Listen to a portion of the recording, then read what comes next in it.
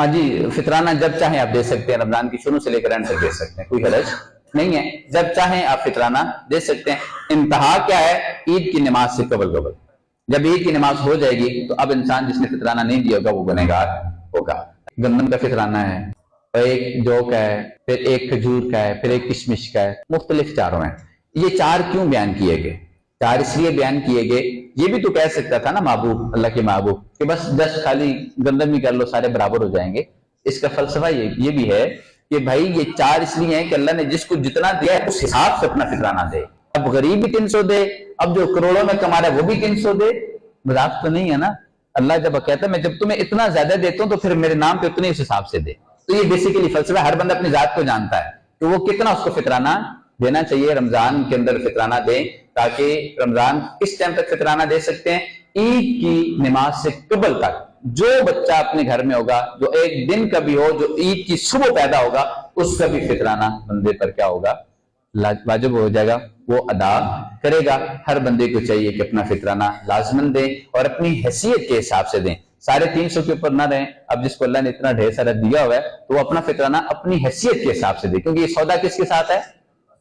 بندے کے ساتھ نہیں، سودا کس کے ساتھ ہے؟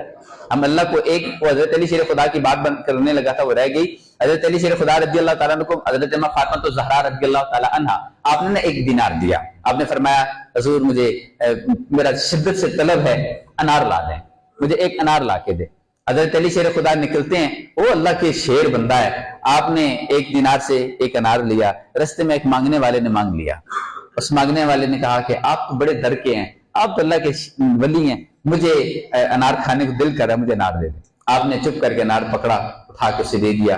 جو رب کے نام پہ مانگے وہ نہ دیں، وہ اللہ کے ولی تو نہ ٹھہرے نا، ہیں جی، وہ دے دیا۔ دل میں یہ بھی تھا اما فاطمہ بھی ہے کہ انہوں نے، وہ بیمار بھی ہیں، ان کی طلب ہے آج انار کی، لیکن چپ کر کے گھر چلے گئے۔ اما فاطمہ رضی اللہ تعالیٰ نے دیکھا نا کہ خالی ہاتھ آ گئے۔ میں قربان جاؤں ایسی زنانیوں پر بھی، میں قربان جاؤں ایسی زوجہ پر بھی، میں قربان جاؤں ایسی عورتوں پر بھی، میں قربان جاؤں وہ بیویاں جو اپنے خاوندوں کو تنگ نہیں کرتی۔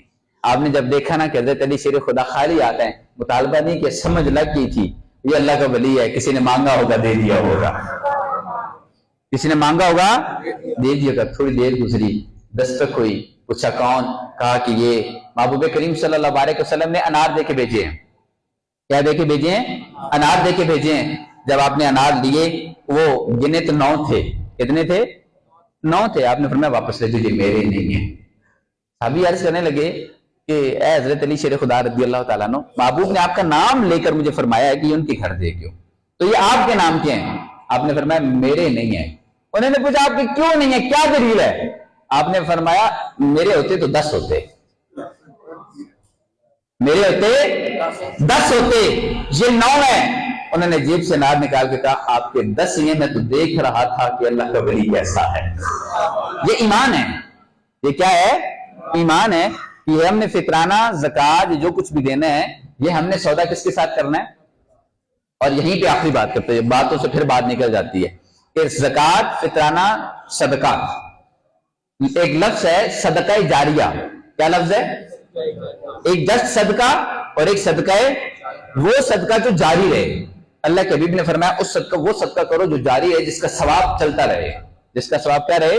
اب ایک صدقہ ہم وہاں کرتے ہیں جہاں پہ غریب خاندان ہے، وہ چپ کر کے راشن لیتا ہے، کھاتے پیتا فارغ کر دیتا ہے۔